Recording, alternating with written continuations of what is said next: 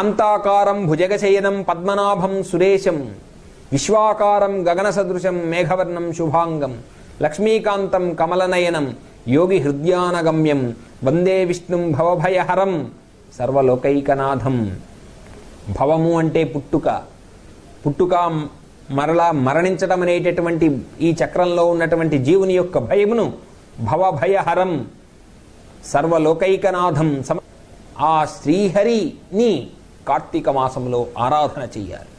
తద్విష్ణోర్బలమాహు, ఈ లోకములన్నీ కూడా విష్ణువు యొక్క బలము చేత నడపబడుతూ ఉన్నది.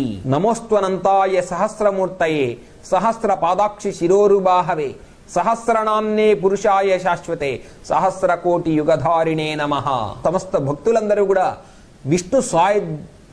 విష్ణు సాన్నిధ్యాన్ని పొందాలి అంటే తగినటువంటి మాసం కార్తీక మాసము అని పురాణములన్నీ కూడా తెలియచేస్తుంది.